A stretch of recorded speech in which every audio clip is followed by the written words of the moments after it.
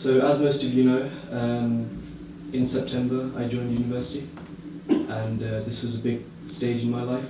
And so today I'm basically going to tell you a bit about how Muslims live their life in university, and how I found it different to previous experiences.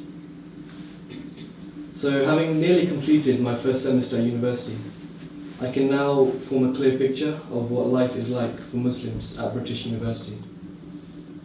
In the UK, approximately 53% of British Muslims go to university, and there are over 100,000 Muslim students in total. So it begs the question, what is it really like to be a Muslim in a British university?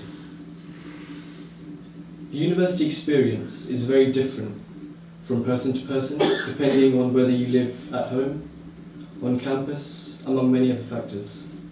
However, the university experience of being a Muslim and being a non-Muslim is perhaps the most different. So in the little time I have, I will try to cover what it's like to be a Muslim at university by considering the many aspects of Muslim life. Firstly, I will identify the types of Muslim you see in university. So there's the guy who drinks but never misses the Jummah prayers. There's the guy who always wears a hat and shalwar when he's to Jummah. There's the guy from Turkey who doesn't know whether he's Muslim or not. There's the guy whose beard is longer than his hair. Malaysian Muslims, Indian Muslims, Bangladeshi Muslims, Middle Eastern Muslims, Pakistani Muslims, Ethiopian Muslims, Somalian Muslims, and a lot in between.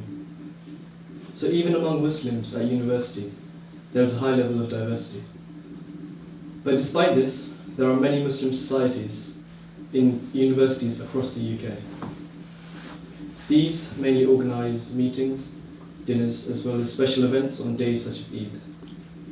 In the first few weeks of university, I was considering whether to sign up for the Islamic Society. However, so far I have not got around to it, mainly because I thought they'd be a bit more extreme, though I've been told recently that this isn't the case. At Nottingham, there are a total of 4 Jummah prayers held across 2 campuses. At the main campus, the Jummah prayers are held in the main and arguably most impressive building of the university, with over 200 Muslim students, staff and residents of Nottingham gathering to observe the Friday prayers every week. Even at the relatively smaller business campus, over 60 people squeeze into the small prayer room on Fridays. The Jummah khutbahs are carried out by various people, rather than a set imam or speaker. While many of them are soft-spoken and raise interesting issues, others resort to the volume of their voice rather than the content of their speech to convey their message. While Muslim students, or at least the majority of Muslim students, are observing Friday prayers, non-Muslim students are having lunch just across the building. This is just a small difference between Muslims and non-Muslims at university.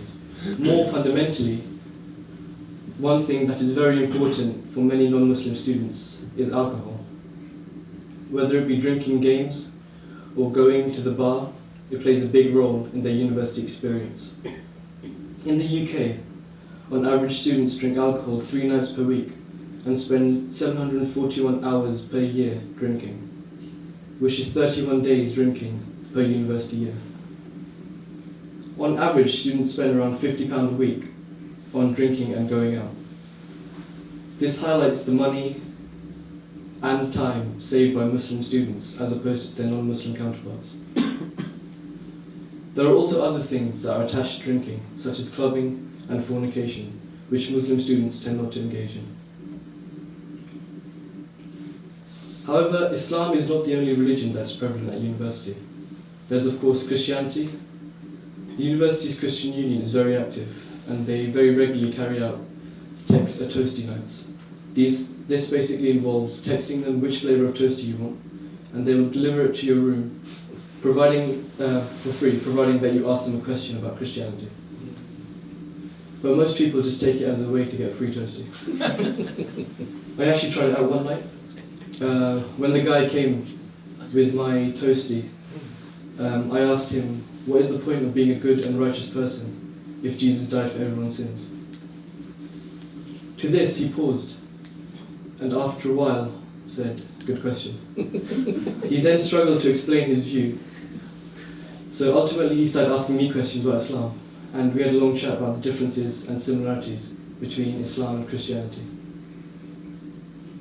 He explained many of the values he believed in, which turned out to be very similar to ours as Muslims. He turned out to be a very nice guy. So my point here is, despite not being a Muslim, our common interest in faith and religion meant that we had a similar outlook on life and university as well. So I hope this gives a little insight on how my experience of being a Muslim at university was like. Of course, my experience could be very different to other Muslims at university, but there are some common themes that affect all Muslims, which I hope that I have come across. Thank you. Did you get your toasty?